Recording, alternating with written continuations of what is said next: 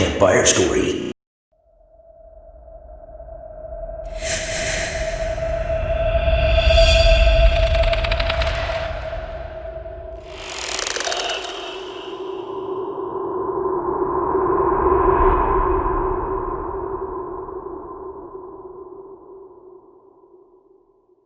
I almost never have nightmares, but when I do, they are terrifying. This one starts innocently enough. Me and my wife are watching this Netflix romantic Christmas movie about a little boy who goes to his grandma's house and finds out that Granny is dating a chubby white-bearded man. Through some holiday shenanigans, he discovers that fella is actually Santa.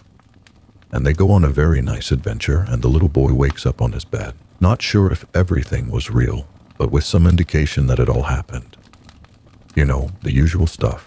And then he leaves Grandma's house with a sense of wonder, knowing that Grandma's boyfriend is Santa. Except he isn't. From inside Grandma's house, we see his real form. A big gray head, too large and blinking-eyed, and a skinny gray body. A gray alien. And in my dream, I wonder what is he doing dating Grandma. His DNA is probably not even compatible. So my mind begins to show me, as if answering my question. Through a series of snippets, we Grandma in some kind of stasis. The alien approaches and takes some fluid from Grandma's eyes through microneedles. He then puts the fluid in a machine that extracts Grandma's genetic material. The alien then takes that DNA and injects in his larvae, a thing that looks like a small manta ray with a large mouth underneath. And a green monitor shows me that the human DNA successfully combined with the alien's DNA. The alien looks directly at me. I wake up, sweating. It's 4 a.m. I look at my wife's face, sleeping next to me, in the dark, with the faint blue light from the AC. It looks very strange. I can't sleep. Campfire Story. Hey, I'm Alex, and I'm writing this because I need to share my story, and possibly find help for someone who has this problem too. You see, I've been having dreams. I'd say they're nightmares, but that isn't the case. They're more like memories, but they aren't mine. They're of death. I'm someone. I'm not in charge. It's like the sunken place in Get Out.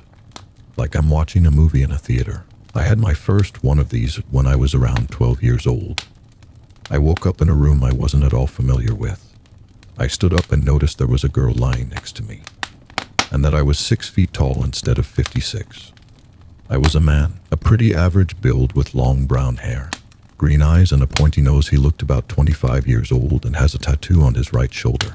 "Babe, wake up," the man said to the blonde woman in his bed, his voice deep as he rubs his right eye. The man starts putting his clothes on. "What time is it?" the woman says while sitting up. 11:30, said the man. The man finishes putting on his business suit. "I'll see you after work." "All right." The man leans in for a kiss. "All right, see ya then." Suddenly I'm at the front door. It's probably somewhere early in the morning. The man knocks on the door. The woman opens it, hiding her right hand behind the door. "Jerry, where were you?" she asked. "I'm sorry, Jess, You were out drinking again, weren't you?" I'm sorry, babe, Just what, Jerry? Never mind." He goes inside, turning his back towards the woman. "All right, who is she?" the woman asks. "What?" The man turns around, seeing the woman charge at him with a kitchen knife. He says, pushing her away, "Who?" She lunges at him, sinking the blade into his left shoulder. "What the freak is wrong with you, you deranged psycho? Is it Emma?" She swings the knife at him, but missing. "I'm not," says the man. He's cut short as the knife pierces his abdomen. Blood pours out of his mouth as he looks down. Seeing her take the blade out, "I thought we had a future together." She stabs him in the gut. "I wanted to marry you." She stabs him again. "You're terrible." She stabs him thrice more, before opening his throat with the knife as if it were opened with a zipper. He dropped to the floor, clutching his throat. He falls face first, and when he hits the floor, I'm brought back to reality. I woke up in a cold sweat, screaming and clutching my throat. It's been like this nearly every night since, and I've been sleep-deprived the last 14 years, countless sleepless nights and professionals who don't have any answers. The thing is, the things I dream of, I've researched them, and they happened for real. Jess Rose killed Jerry Vilstick October 28, 1988 when he came home from Emma, whom he had an affair with. These dreams are from all sorts of time periods. I witnessed a man being murdered by the KKK. A man having their skull caved somewhere around 200 BC, etc.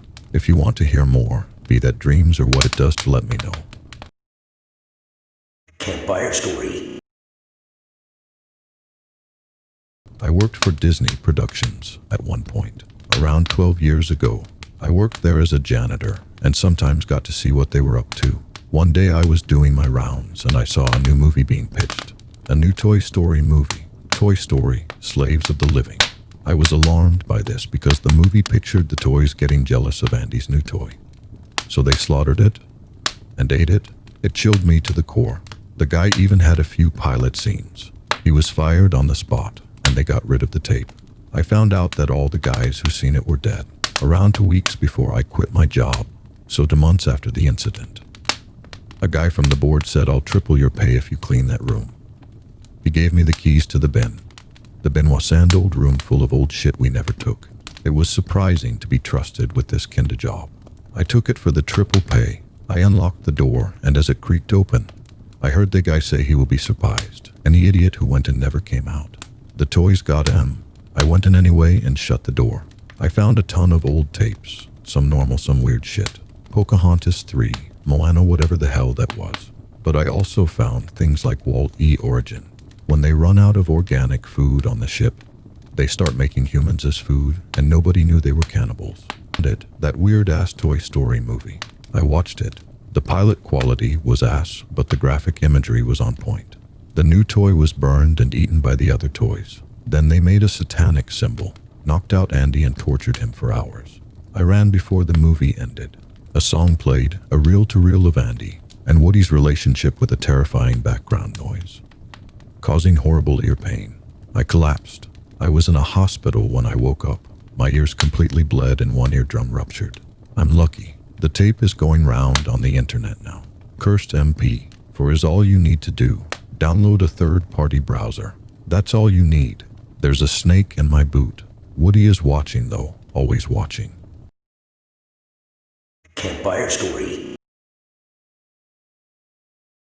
It was Thanksgiving and I had just gotten back from having dinner with my grandparents before we finally headed back home. I'm 16 just for reference. I got out of the car and I noticed something out of the corner of my eye.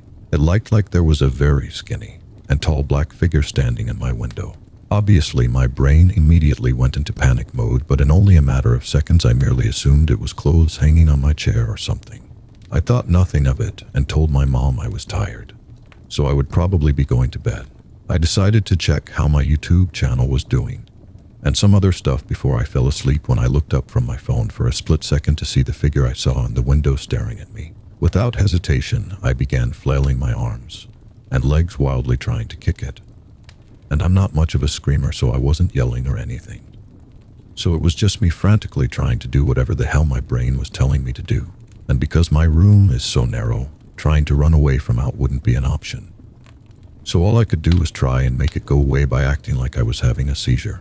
I threw my blanket off me, and there was nothing there. My mom ran upstairs and opened the door angrily. "What is all this racket?" she asked. I told her nothing. I just, thought a bug was crawling on me, I said. She said okay and slowly shut the door. It's been 3 days now, and I still haven't seen the monster anymore. And God, I hope it stays that way. Campfire Story.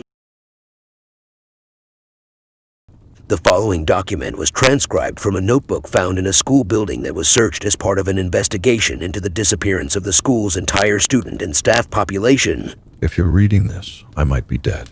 I have no idea how that freak, Arlene, pulled this off. But I certainly know why. She's either killed or abducted everyone in the building. All the students, all the staff, all of them are dead or kidnapped. How she managed to do so, I'm never going to find out.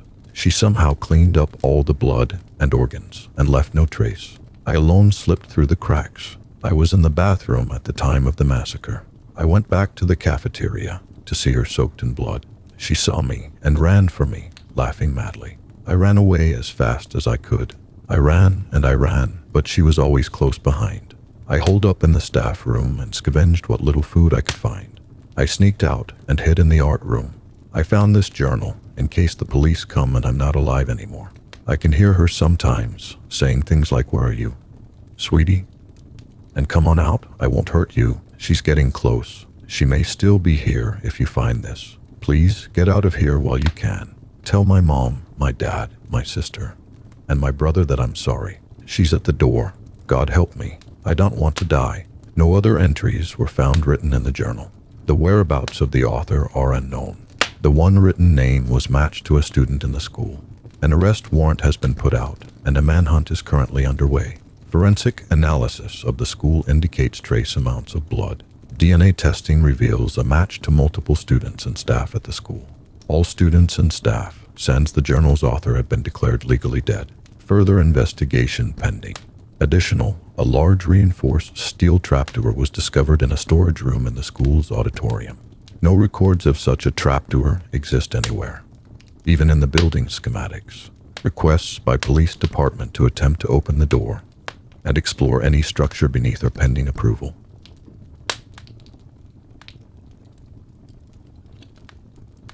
Subscribe or I will haunt your house. If you like this video, please do comment, like, and subscribe for more. Thanks for hearing. See you in the next one.